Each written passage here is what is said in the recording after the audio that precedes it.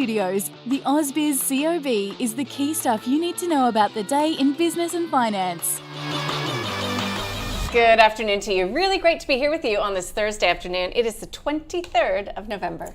And you are Nadine Blaney. I am. And I'm Juliette Sarli. Great to have you with us on what has been a gloomy day for Sydney weather and a gloomy day for market. It sure has. In fact, when you look at the market performance, it is really disappointing when you consider that we've really underperformed Asian markets. That's actually one of the key themes today.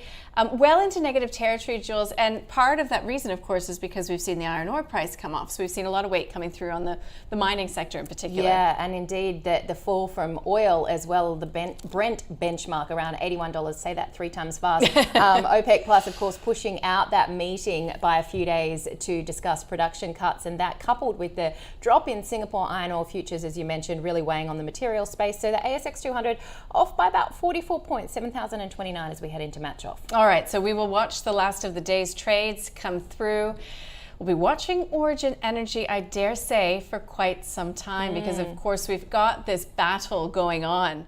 And when Origin came out of the trading halt today, we have seen shares rally. So let's get to some of those top corporate stories of the day and see how those share prices have reacted. So what we've seen happening with Origin is we've got it deferring a shareholder vote on the proposed acquisition of the company by the Brookfield-led consortium of investors to December 4th. That vote, as you know, was supposed to take place this afternoon.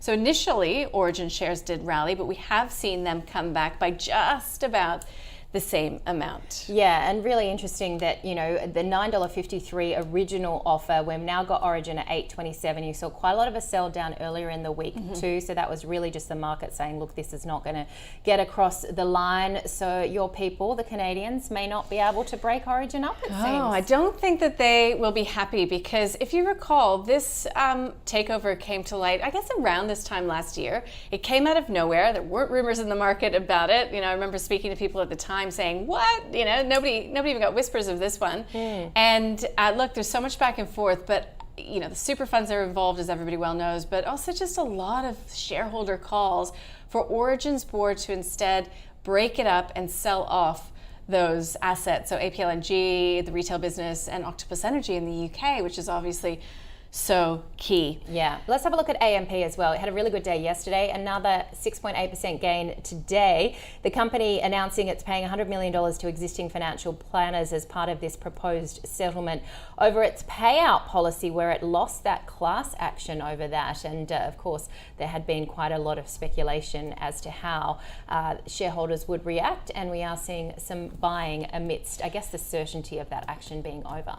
Opposite, though, for Nick Scali. So what we've seen is the founder selling down some shares. So Anthony Scali selling $50 million worth of shares via UBS. But you know what the Twitter sphere is alight with, or X, what do we call it? Anyways, yeah. Whatever. Just saying, why is he selling now at $10 per share? What does he see coming? I mean, Nick Scali has come through this consumer slowdown so well, but is there something in the horizon? Of course, founders, CEOs, execs, they always say that they're selling to, you know, buy a property. Well, that was so interesting because I was just chatting to Jason Tay about the same thing with Domino's, because the CEO there sold something like $8 million worth of shares. And Jason rightly pointed out, you know what, he can sell what he wants. He can sell what he wants, but the market always does take it as a signal. I've spoken to so many fund managers who've said, I don't like it when this happens. Helios, so terrible day, just making up a little bit of ground today. And TPG Telecom, I mean, it was higher in early trade after the news that it had bought this expanded bandwidth, essentially, that it's looking to, you know, expand its offering, take on the competition.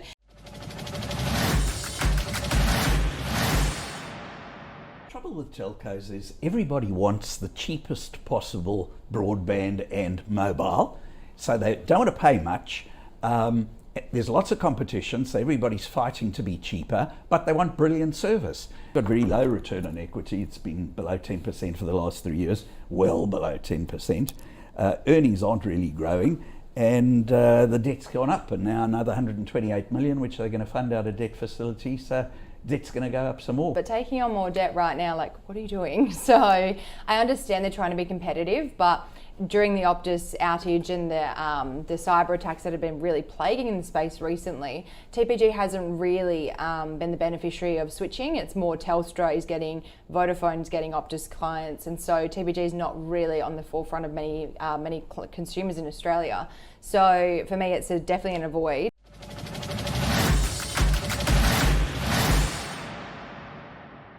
Let's get to someone who never role plays, Kyle Rodder from Capitalcom. Your take, Kyle, on market action, I guess, driven by a lot of the weakness in commodities.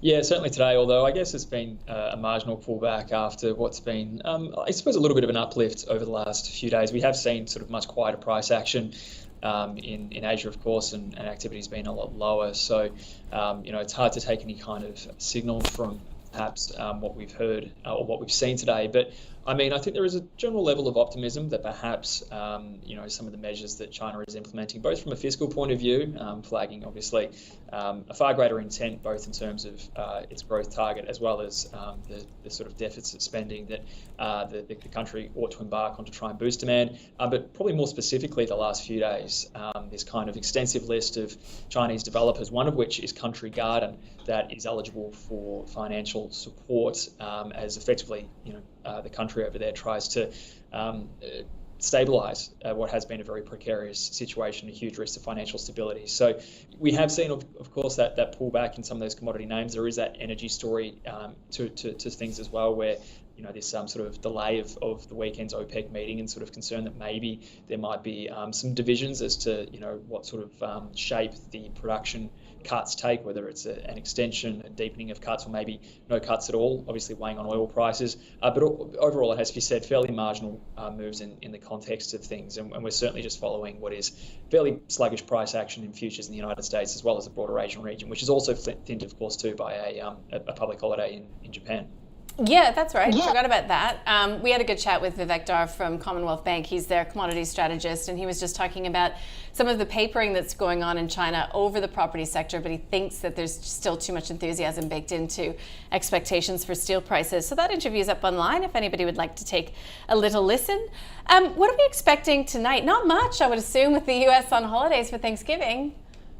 Yeah, I can't give you much there, unfortunately. I don't think we're going to see much at all. It might be fairly boring for the next couple of days in at least global markets with, obviously, the Thanksgiving holiday. But, I mean, we do get those flash PMIs out of Europe, and they will be reasonably fascinating because although both the services and manufacturing PMI figures are expected to show a little bit of an uplift in activity over the month or compared to the previous month, effectively we're still seeing Europe in recession-like conditions.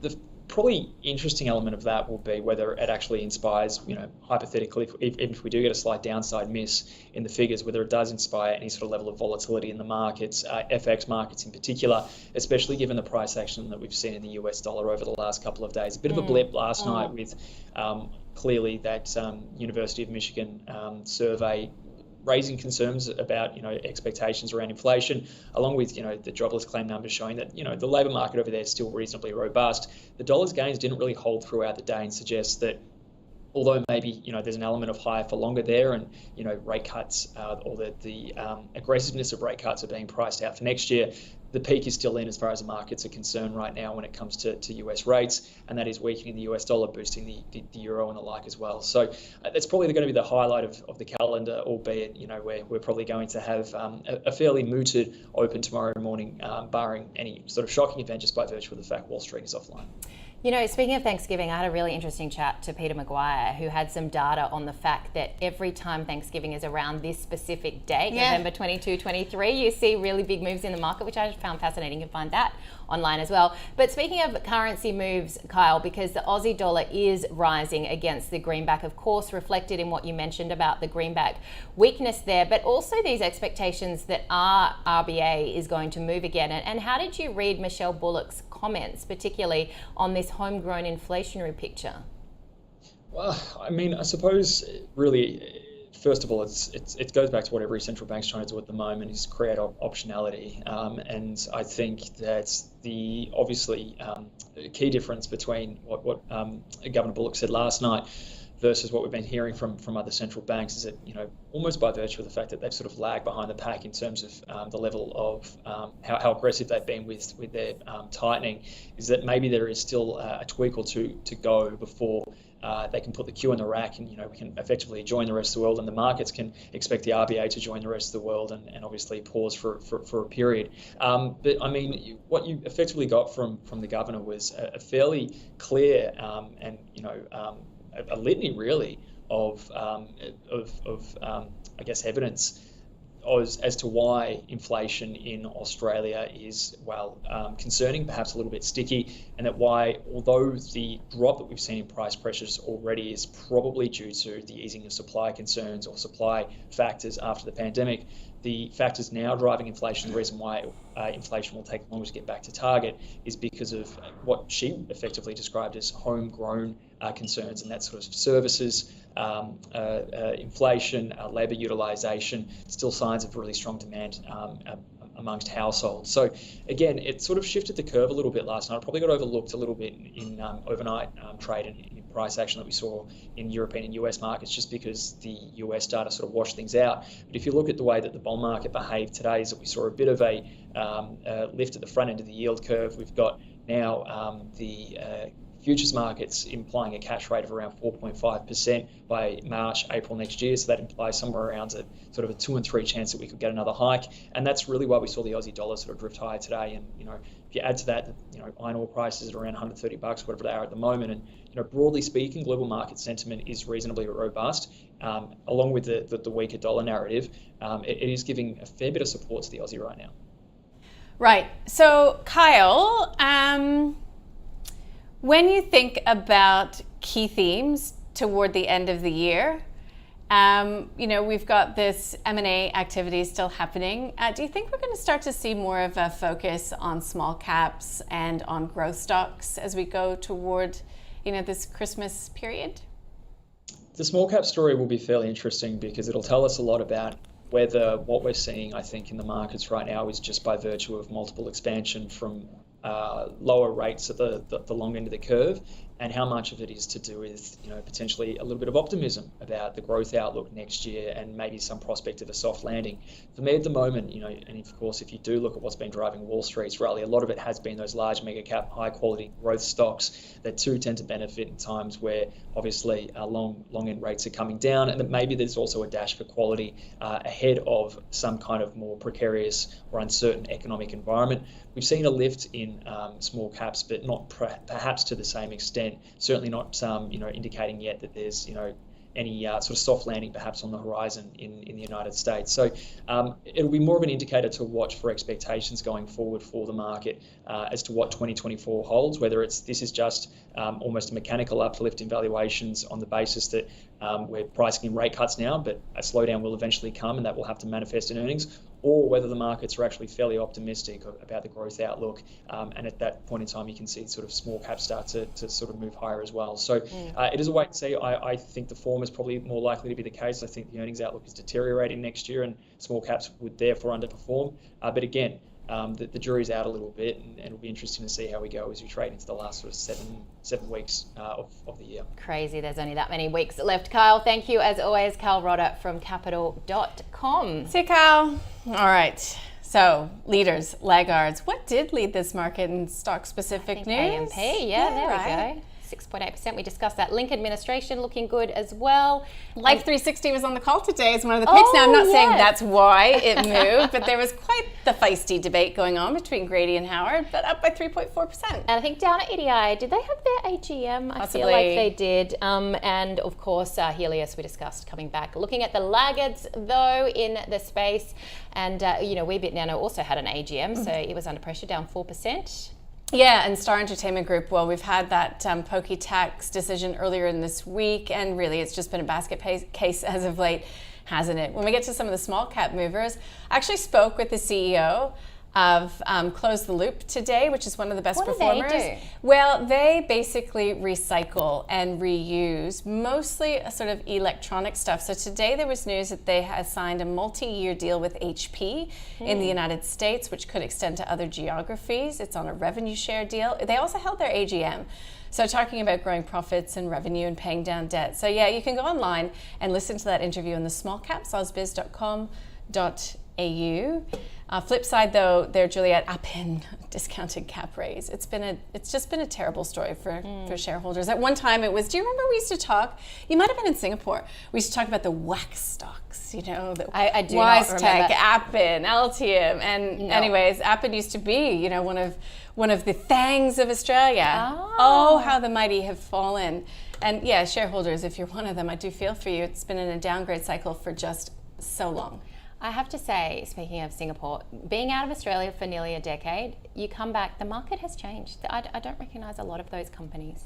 Pacific Smiles, dentist? Oh, yeah, okay. But again, I think that's new. I don't even think they would have existed when you were here. No. Couldn't tell it by your smile, Juliet.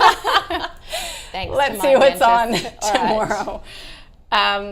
Oh no, this is tonight. So we've got the PMIs. Yes. So that's in Europe, and then UK, US. And Thanksgiving, get the turkey out or not, according to the Ozempic factor. There was a really interesting article, I think, on Bloomberg that Thanksgiving is going to be really, you know, dull for a lot of people. They won't be eating all of those delicious foods like marshmallows on top of mashed potatoes. Pumpkin pie, yeah. con pie. Oh, you know, there is something good about a Thanksgiving dinner, particularly when it's cold outside. And then you go and lie down and have a little nap And afterwards. watch the Macy's parade. All right, let's flip it over and have a look at tomorrow. New Zealand retail sales for the third quarter, Japan CPI, Kyle mentioned they were on holiday today. The German IFO investor confidence for November will come out in the evening, and then a bunch of AGMs as we continue AGM season. The NICE closing, oh well, of course that is Thursday. Yeah, I think that's today. Yeah. You know what else is on tomorrow, Juliet? The last The call. last call is on tomorrow. So You're getting those flies again in the studio. All right, there we go. Down 0.6%. The last call is on tomorrow. So 3:30. Yeah. Meet us. I'll be there. This program's actually it gets pushed around a little bit tomorrow.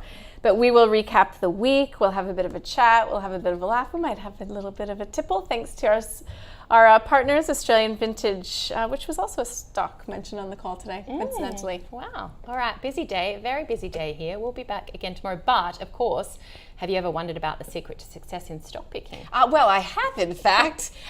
Lucky enough, we've got the stock doctor wanting to share some of their secrets with you, so to speak. So Daniel Ortiz, you've seen him many times here. They will be answering your questions. I think I've forgotten to put what date it is. It's next Thursday at 11 a.m. It's free. You know that we provide everything to you free. You're welcome. ausbiz.co/stock doctor. So yeah, if you want to hear how they pick stocks, what filters they use, you can join this free investor event next Thursday 11. But if you can't make the live time, of course, we make it available as catch up as well. Indeed. All right. Tomorrow, busy day. The last call, as we mentioned. We will see you then. See ya.